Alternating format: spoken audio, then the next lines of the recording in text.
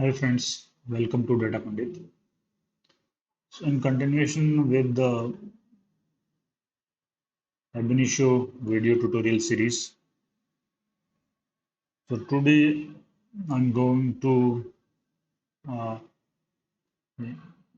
going to extend the rollup discussion, wherein yesterday we have covered the rollup parameters, how to configure the rollup component depending upon different use cases.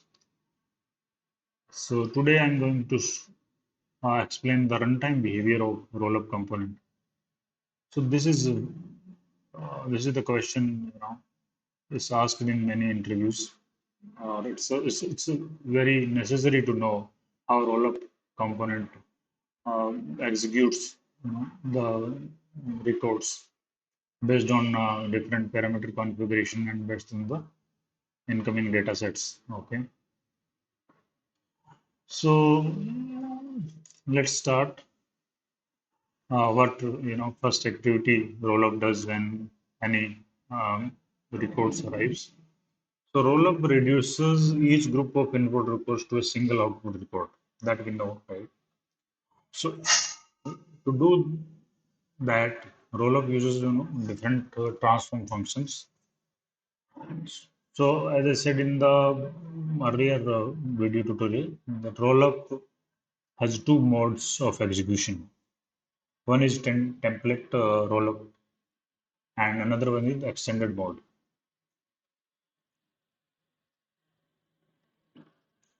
So in template mode, there are not any different functions available.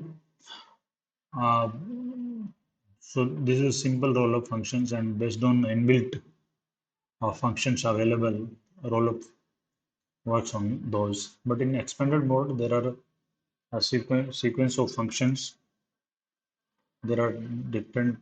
It allows us to declare temporary type, user defined temporary type, record type, and we can also define the one or more global variables. We can then it allows us to initialize the temporary type record.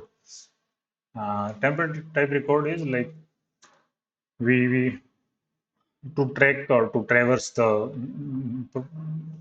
records within the group and store the rolled up values or aggregated values. So temporary type is used in those cases, and we initialize that temporary type in initialize function, and then there is a rollup wherein we the temporary type record and input record is accepted, and temporary type record is getting updated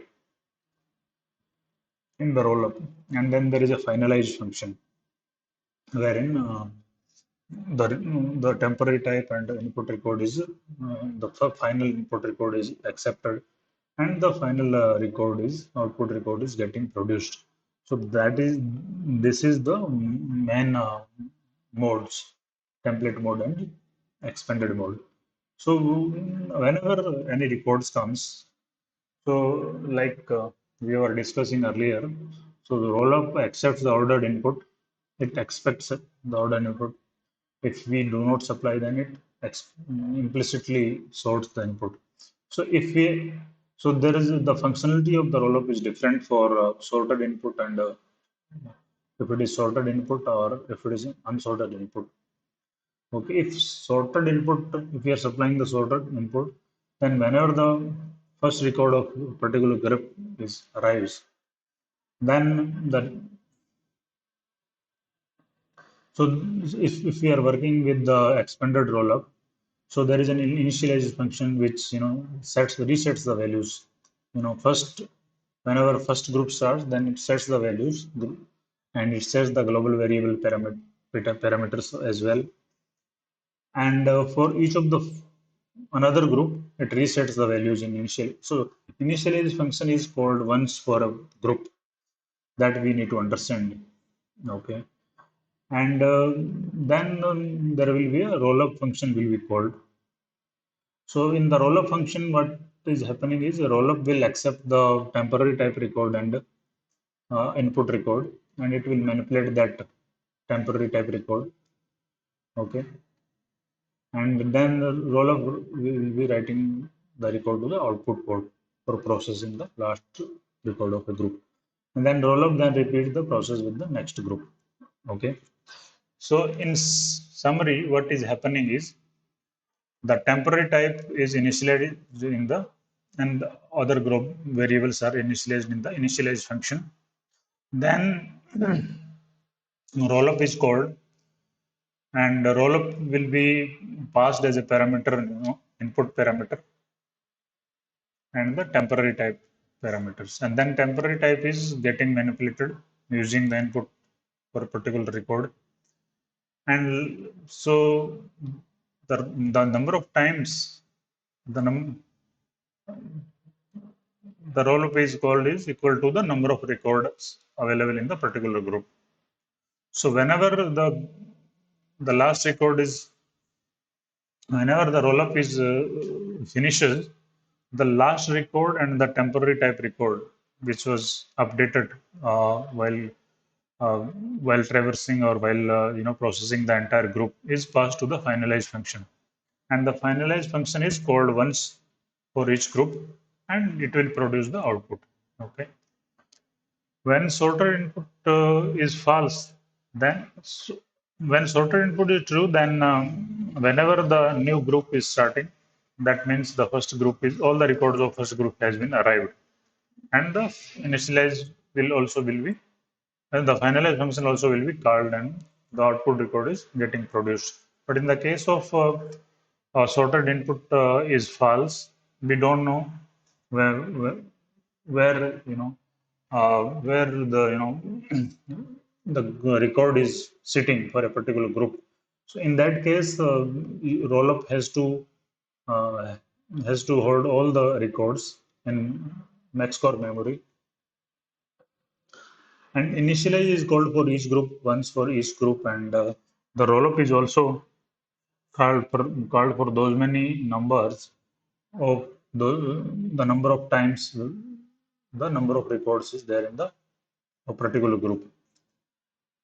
But after all the processing completes the rollup for all the records, that means all the groups, then then the finalize function is called for each group, once for each group. Okay. So this is the main functionality. Okay.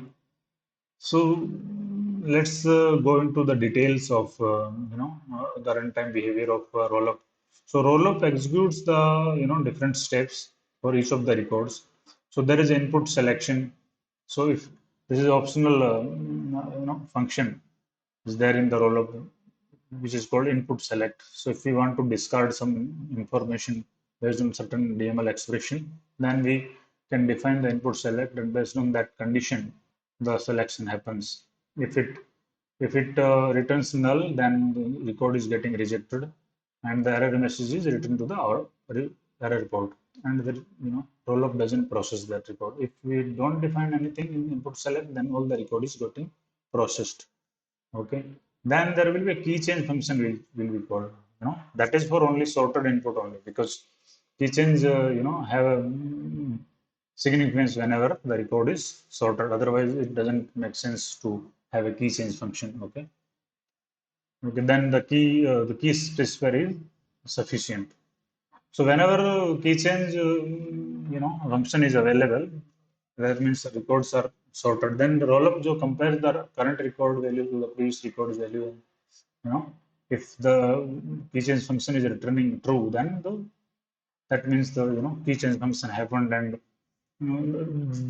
that is the point where it decides that this is the next group, or you know okay. So if the key change function is defined, and rollup calls that function to check for a key change. So the temporal initialization happens for once for each group. Then what happens is rollup passes the first record of each group to the initialize transform function, and the initialize transform function initializes temporary storage. Okay. And then in the expanded mode, we do not if you don't define the explicit initialize function, then what happens is uh, the rollup will be initializing the temporary record with the by default values based on the record type.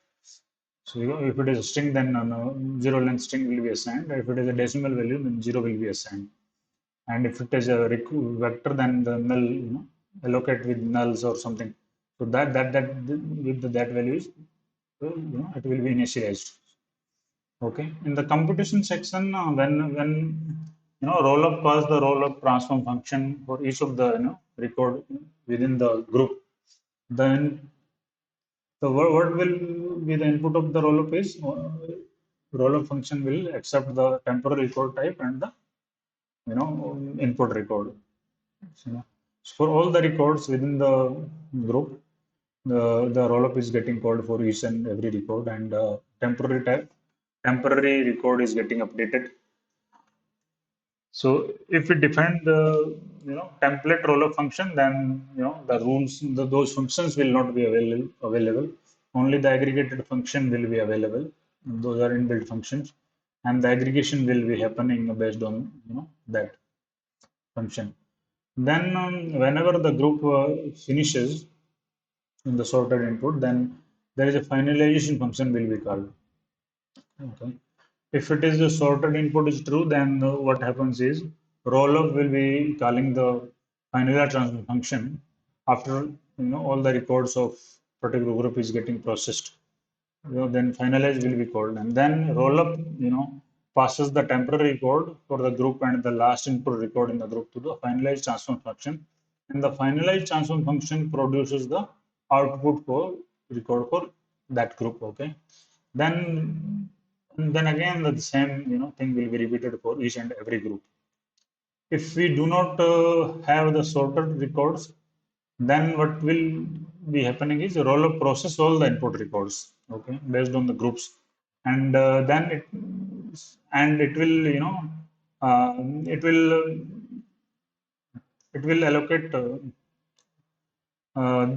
necessary space for each and every group within the max core memory, and then after each and every record is getting processed by the rollup, then it will be calling the finalized transform function with the temporary record for each group and an arbitrary input record for each group as arguments. So what is the difference is, so if records are sorted, then for each and every group, then and there the finalized will be called, and the output record is getting produced. But in the case of unsorted data and in-memory sorting, what is going to happen is rollup has to process all the input record first, and it has to take care of the groups and the key change everything, and it will hold that temporary type record for each and every group, and also the arbitrary record for within a group to send to the finalized transform function.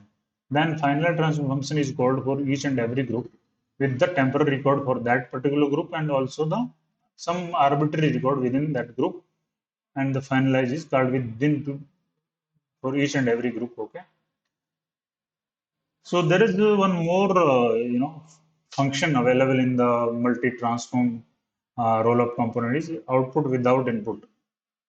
Okay. If there is no input record in the rollup, then there will be a record which will be produced inside the rollup, and one output record will be produced. This is a new functionality added in the rollup recently. And then there is an output selection def function is also available. If we want to suppress any records to go out, then we can define this based on certain condition, based on certain DML expression that record is available. Okay. So, and the finally, if any of the transform function returning null, then the record is going to the reject port, and the corresponding error message is going to be written at the error port. And the component is stopping the execution of the graph when the number of reject events, and then exceeds the formula, limit plus ram into number of records processed so far. That is the formula actually. So if the number of rejection is happening more than that, then the rollup is going to be stopped. Okay.